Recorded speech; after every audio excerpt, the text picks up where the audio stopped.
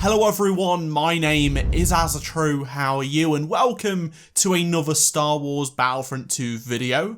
In this video, I am going to be giving you an easy to understand but in-depth guide to getting started in Battlefront 2.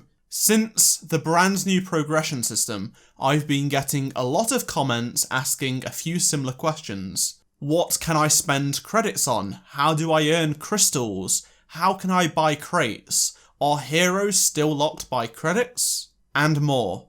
I am going to be answering these questions plus many more if you are inexperienced with Battlefront 2.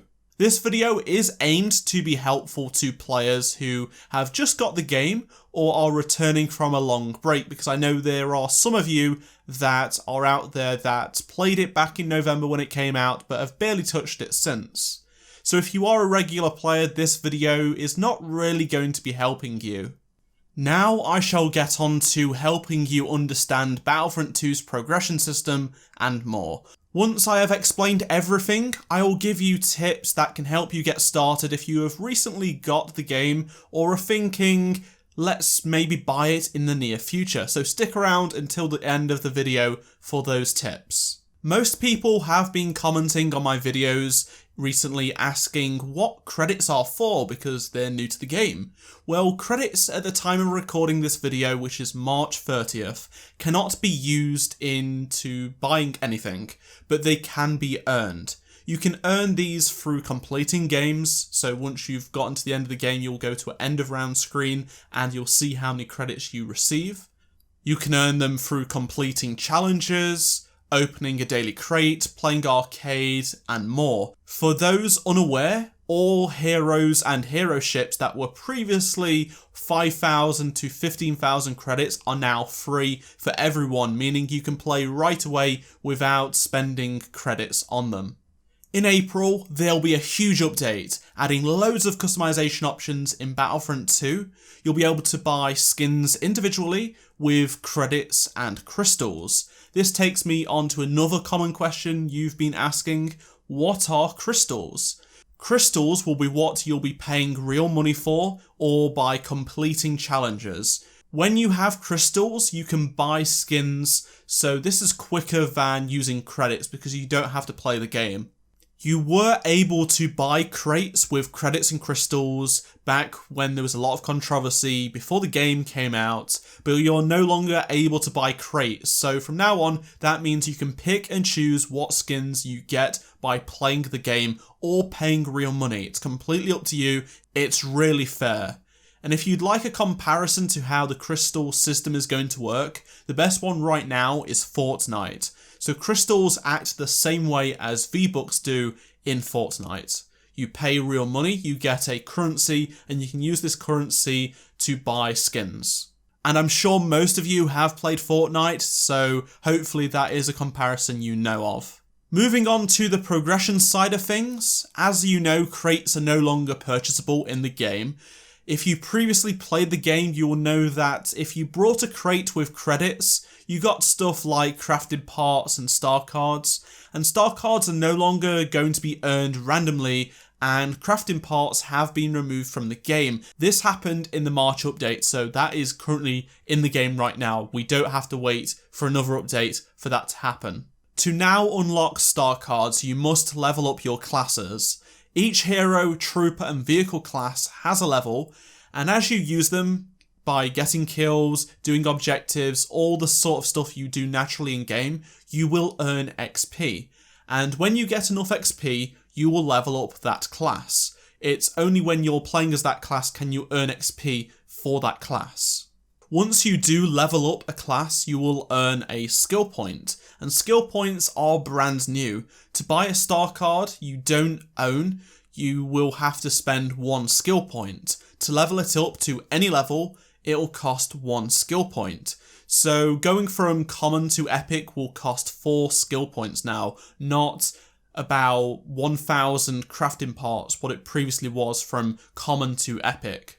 Before you can go to epic though, you have to give 1 skill point to the common to get it to uncommon, then another to get it to rare, and then finally you can get another one to get epic.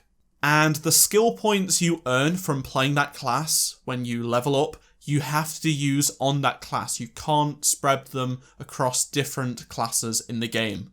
As for crafting parts, if you are a new player, you don't need to think about these because they are being removed. You can't earn them in the game anymore. But if you still have some when you played the game, in the April update, they will be converted to skill points. 40 crafting parts will get you 1 skill point. If you have a lot of parts right now, you'll get a load of points. If, for example, you only have 15 crafting parts, which you'd assume you'd not be able to get a skill point because you don't have 40. However, DICE are going to be rounding them up to the nearest skill point, which is a really nice gesture. So if you have 15, you will get a skill point. And if you have 50 crafting parts, you will not get 1 skill point for 40, you will get 2 for that 50. DICE did say you'll be able to spend these skill points from crafting parts on any class you like, so if you want to spend 10 on Yoda, you can absolutely do that, you're not restricted. In summary, the new progression system makes it far easier to improve your classes and make choices rather than being randomized in a loot crate. Also, you can use credits that you are earning right now as you play the game to buy customization options only when it releases in April. There are no crates coming back, so these credits are safe to be spent on skins.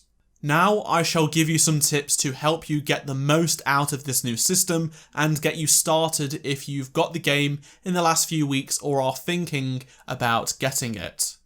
To start with, play everything you can to find out what you enjoy the most, whether it's a certain class, a certain vehicle, a certain mode. It doesn't matter, just try everything you can. Because you could find out you really like using Vader and the TIE Fighter, so you may use them more often and this will level you up more and you'll get more skill points. Then you can spend those skill points on star cards you think will make you better when using that specific class, hero or vehicle. The more you play, the more skill points you will earn. It's as simple as that. It doesn't mean you have to be an amazing player. You can just play the game and you'll eventually get there.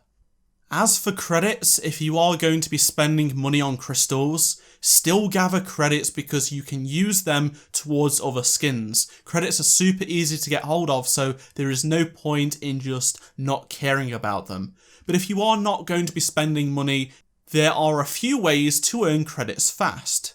Every day you log into Star Wars Battlefront 2, you'll get a daily crate, and that includes 500 credits. Then, play arcade, set the health to low and last stand on, and you can kill your soldier just by throwing a grenade, and in less than 5 minutes you'll receive 1,500 credits because you'll get 100 credits per time you do this. So do this 15 times and in such a short amount of time you'll get 1,500 credits.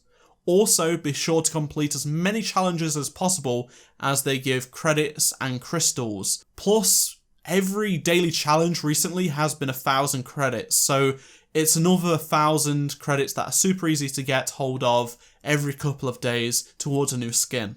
Let me know in the comments if I answered your questions and if you've learned something. If you have any more questions, please comment them down below as well. I may make a future follow-up video to this video if there is a lot more unanswered questions, but I hope I've covered pretty much everything on a basic level.